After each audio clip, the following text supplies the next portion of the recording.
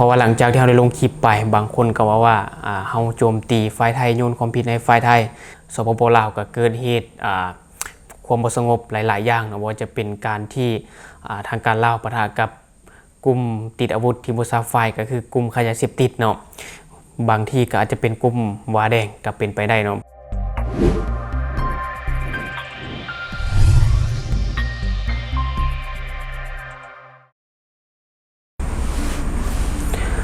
สวัสดีท่านผู้ชมกับมาพบกับช่องทองเดอะนิวแล้วข้อที่เราอยากจะนำเสนอในมื้อนี้ก็เกี่ยวข้องกับลาวและไทยเนาะเพราะว่าในช่วงที่ผ่านมาระหว่างวันที่9พฤษภาคมวันที่11พฤษภาคม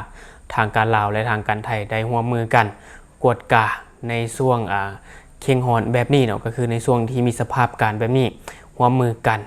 ตรวจความเรียบร้อยระหว่างชายแดนลาวและไทยเนาะเพราะว่าในช่วงที่ผ่านมาสปป.ลาวก็เกิดเหตุความบ่สงบหลายๆอย่างนะว่าจะเป็นการที่ทางการลาวปะทะกับกลุ่มติดอาวุธที่บ่ทราบฝ่ายก็คือกลุ่มขยะเสพติดเนาะบางที่ก็อาจจะเป็นกลุ่มวาแดงก็เป็นไปได้เนาะเพราะว่า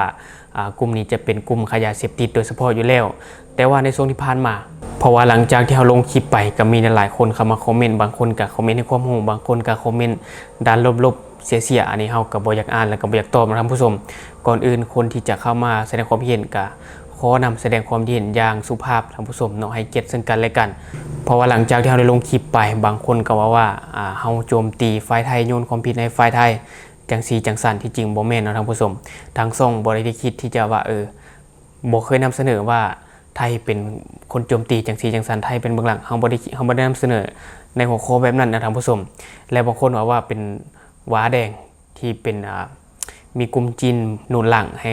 เฮ็ดเกี่ยวกับพวกนี้เนาะอันนี้เฮาก็บ่แน่ใจเพราะว่าเฮาบ่มีข้อมูลละเอียดเฮาก็บ่กล้ามานำเสนอแบบนี้เนาะเพราะว่าแน่นอนแหละเนาะถ้าหากว่าเฮานำเสนอข่าวแบบบ่มีความจริงเนาะบ่มีหลักฐานมาอ้างอิงแบบนี้เฮาก็อาจจะเป็นการแบบสร้างความปั่นป่วนให้กับสังคมลาวเฮาจนแน่นอนอาจจะถูกอุ้มก็เป็นไปได้เนาะท่านผู้ชมเฮาเลยเลือกที่จะบ่นำเสนอไปในทิศทางนั้นเนาะเพราะว่าเฮาบ่มีข้อมูลละเอียดแต่สำหรับพี่น้องฝั่งไทยที่มีข้อมูลละเอียดก็สามารถส่งเข้ามาให้ทางช่องได้เนาะทางช่องก็จะเก็บเอาไว้เบิ่งพิจารณาเนาะและใน EP นี้เนาะเราจะมานำเสนอเกี่ยวกับว่าลาวและไทยร่วมมือกันตรวจเข่งเนาะตรวจเข่งในช่วงมีสภาพแบบนี้ก็คือให้มีความหินห้อยตามแนวชายแดนท่านผู้ชมซึ่งในข่าวเขาเจ้าก็ได้เขียนเอาไว้แล้วนี่ท่านผู้ชมปกส.แขวงบ่อแก้วรายงานว่าระหว่างวันที่9 วันที่11พฤษภาคม2025ที่ผ่านมาแขวงสัญญบุรีและแขวงบ่อแก้วของลาวร่วมกับจังหวัดพะเยาและจังหวัดเชียงรายของประเทศไทยลงกวดกาพื้นที่ชายแดนร่วมกันระหว่างลาวและไทยประจำปี2025ฝ่ายลาวนำโดยพันโทสุภาเวชสุขเรืองคำเลขานุการคณะอนุกรรมการร่วมมือรักษาความสงบเรียบร้อยตามชายแดนเนาะและฝ่ายไทยนำโดยพันเอกวุฒิพัฒน์ปลัดถาวรเนาะเลขานุการคณะอนุกรรมการรักษาความสงบ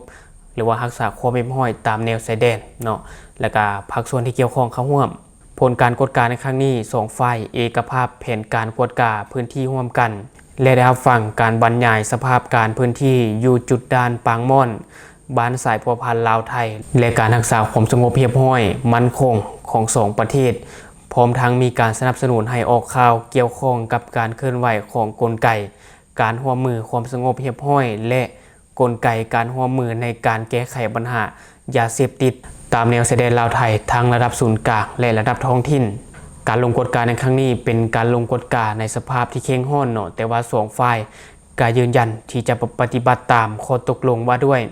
การร่วมมือความมั่นคงบริเวณชายแดนลาวไทยฉบับใหม่โดยบ่อนุญาตให้บุคคลกลุ่มคนที่เป็นภัยต่อความมั่นคงลาวไทยมาใช้พื้นที่เขตอธิปไตยของตนเคลื่อนไหวเพื่อโจมตีและทำลายอีกฝ่ายใดฝ่ายหนึ่งหากมีบุคคลกลุ่มคนที่เป็นภัยต่อความมั่นคงระหว่างลาวและไทยมาเคลื่อนไหวหรือมาตั้งถิ่นฐานอยู่ในพื้นเมืองของฝ่ายใดฝ่ายหนึ่งแม้นให้ฝ่ายนั้นแก้ไขโดยไวบนพื้นฐานหลักการและขอบเขตของกฎหมายของแต่ละฝ่ายและกฎหมายระหว่างประเทศซึ่งครั้งนี้บ่มีผลทางด้านกฎหมายเกี่ยวข้องกับการสำรวจและการปักหลักหมายชายแดนระหว่างลาวและไทยเนาะอันนี้คือข้อมูลที่ทางเพจหนังสือพิมพ์ลาวพัฒนาเขาจะได้เขียนเอาไว้ซึ่งเป็นเพจทางการของลาวเนาะท่านผู้ชมและทางซองก็เห็นว่ามันมีสาระและก็มีประโยชน์ก็เลยเก็บเอามานำเสนอให้ท่านผู้ชมได้รับรู้ไปนำกันเนาะซึ่งการสำรวจร่วมกันนี่เนาะก็คือบ่มีผลทางด้านกฎหมายเพียงแค่ว่าจะร่วมมือกันจัดตั้งปฏิบัติกวดกาค ความเหี้ยมห้อยตามแนวชายแดนก็คือสกัดกั้นการลักลอบข้ามฝั่งแบบผิดกฎหมายบ่การลักลอบค้ายาเสพติดอย่างต่างๆทางผู้ชมหรือว่าเกี่ยวกับการสร้างความบ่สงบเนาะว่าจะกลุ่มคนใดว่าจะฟังใดทางนั้นก็จะต้องจัดการเองเนาะทางผู้ชมสมมุติว่ามีกลุ่มคนบ่ดีมาตั้งฐานอยู่ในลาวทางการลาวก็ต้องจัดการเองแต่หากเราสังเกตเบิ่งทางผู้ชมการค้าสิ่งที่ผิดกฎหมายส่วนหลายนี่จะอยู่ในภาคเหนือของสปปลาวทางผู้ชมสังเกตบ่อย่างเช่นแขวงบ่อแก้วเนาะถ้าหากเบาถึงแขวงบ่อแก้วนี่หลายๆคนก็อาจจะรู้จักเนาะเพราะว่ามันเป็นเขตสีเทาบ่ท่านผู้ชมสีเทาแล้วมันเป็นทุนจีนส่วนหลายอยู่ในนั้นนะพี่น้องฟังไทยหลายๆคนก็อาจจะรู้แหละเนาะว่าในเขตนั้นมันเป็นเอาใดเป็นบ่ท่านผู้ชมถ้าเว้าถึงการลักลอบขนส่งยาเสพติดถือว่ามีมาเรื่อยๆนะท่านผู้ชมเนี่ยว่าที่การลักลอบขนส่งจากฝั่งลาวไปฝั่งไทยสินะเนาะเพราะในช่วงที่ผ่านมาก็มีการลักลอบขนส่งจากลาวไปไทยที่ว่ามีหญิงสาวชาวลาวคนหนึ่งลักลอบขนส่งยาไอซ์จำนวน 137,000 เม็ดข้ามไปฝั่งไทยเนาะแต่ว่าถูกเจ้าหน้าที่ฝั่งไทยจับเอาไว้เหตุเกิดอยู่ที่สะพานมิตรภาพไทยลาวแห่งที่1เนาะก็คือเวียงจันทน์หนองคายเจ้าหน้าที่ไทยได้จับได้ก็คือผู้เกี่ยวเพียงแต่อายุ23ปีเนาะท่านผู้ชมค่าจ้าง 10,000 บาทชื่อว่านางสาวน้ำหวานเนาะอันนี้หลายๆคนก็อาจจะคุ้นหูอยู่แล้วและมันก็บ่เฉพาะแต่เท่านี้นะท่านผู้ชมมันก็ยังมีหลายแห่งที่ว่ามีการลักลอบขนส่งไปและกระทั่งเจ้าหน้าที่ไทยก็ถือจับไว้ได้เนาะนี่ก็ถือว่าสมเสยและบัดนี้เขามาเว้าถึงสงครามในปัจจุบันเนาะถือว่าเกิดความบ่สงบหลายๆว่าจะอยู่ฝั่งลาวแล้วก็ฝั่งลาวในช่วงที่ผ่านมาเนาะที่ว่ามีการต่อสู้กับกลุ่มติดอาวุธหรือว่าวาแดงเนาะอันนี้ก็บ่ฮู้เพราะว่าทางการบ่ได้รายงานข้อมูลอย่างชัดเจนเนาะบ่ว่าจะเป็นผู้บาดเจ็บหรือว่าผู้เสียชีวิตอย่างต่างๆเนาะบางคนว่า5คนบางคนว่า10คนบางคนว่า3คนแต่ว่าเพจของเรามีหลายๆเพจก็จะเอารายงานมีแต่เสียชีวิต3คนเท่านั้นเนาะแต่ว่าทางการบ่ได้บอกจำนวนว่าเสียชีวิตเท่าใดแล้วก็บอกว่ากลุ่มคนที่ต่อสู้เป็นกลุ่มยาเสพติดแล้วที่จับมาได้4คนหั่นเป็นคนบางใดเมืองใดอันนี้ก็บ่มีการรายงานข้อมูลออกมาเนาะก็ถือว่าเป็นข้อมูลมันบ่ค่อยละเอียดปานใดและสำหรับพี่น้องฝั่งไทยที่เข้ามาเบิ่งช่องของเฮาก็บ่ต้องถามเจาะจิ้มหลายเนาะว่าเฮาเข้าใจอยู่ว่าท่านผู้ชมฮู้แต่ว่าบ่ต้องถามเจาะจิ้มก็ได้เนาะและทั้งหมดก็คือข้อมูลเล็กๆน้อยๆที่เก็บมาฝากท่านผู้ชมในมื้อนี้สำหรับท่านผู้ชมคนใดที่เบิ่งช่องของเฮาแล้วยังบ่ได้กดติดตามช่อง